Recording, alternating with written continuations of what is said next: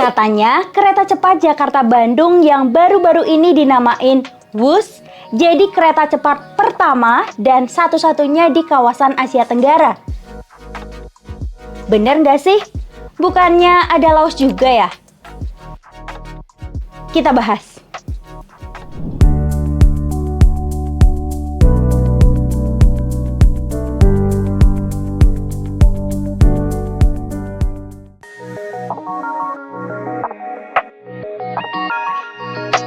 Sebenarnya kalau mau ngeklaim negara kita punya kereta cepat, ya boleh-boleh aja sih, emang beneran.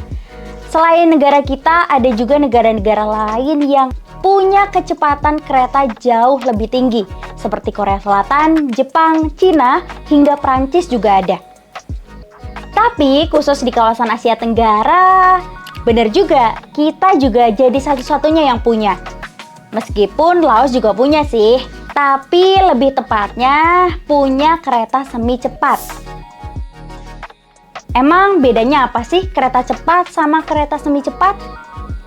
Kalau ngelihat standar International Union of Railway, kereta api dengan kecepatan 160 km per jam masuk dalam kategori kereta api semi cepat. Nah, Laos punya kecepatan 160 km per jam, makanya disebutnya semi cepat. Beda kalau sama Indonesia, kecepatannya hingga 350 km per jam, makanya masuknya ke kereta cepat.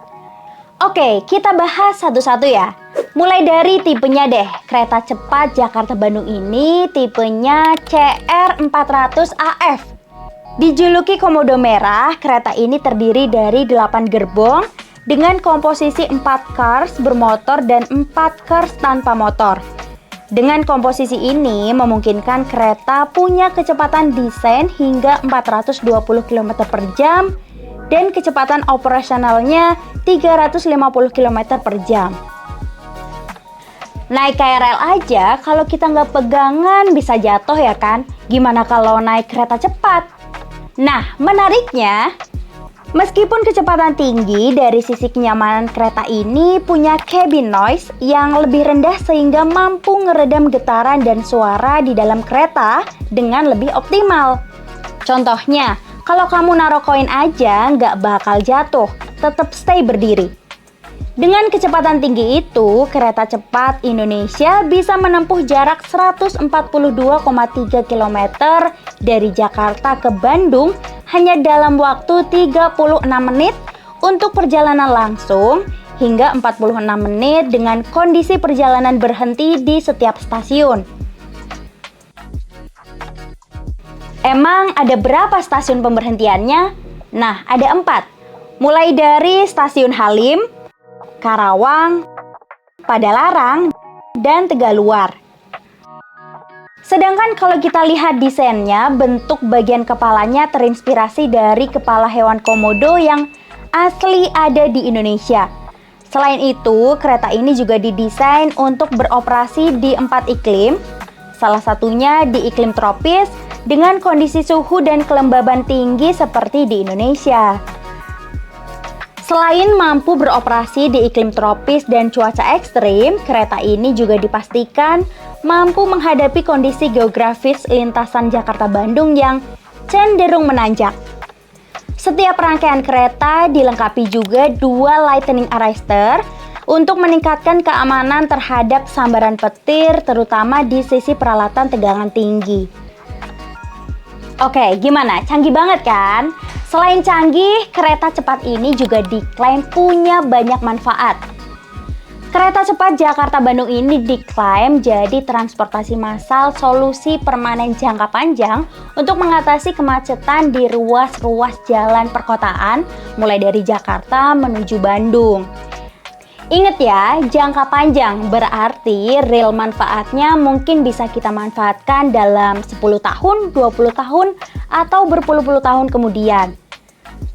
Lalu kenapa cuma 2 kota itu aja? Soalnya Jakarta dan Bandung diproyeksikan akan jadi kota megapolitan di masa yang akan datang.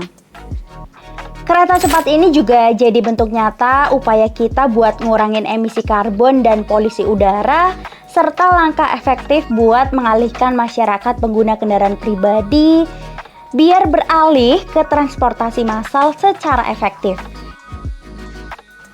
Dan yang paling penting, kereta cepat ini juga diharapkan bisa numbuhin potensi pertumbuhan ekonomi, khususnya di kawasan-kawasan yang dilalui sama kereta cepat Jakarta-Bandung ini.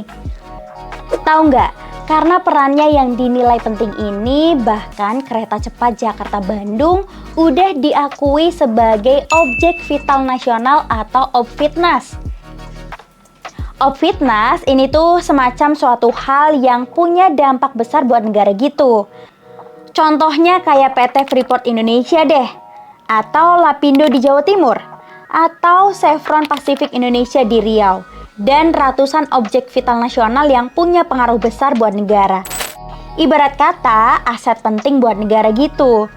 Jadi sebenarnya kereta cepat Jakarta-Bandung ini perlu yang namanya pengamanan terhadap jalur, stasiun, depo, dan fasilitas lainnya.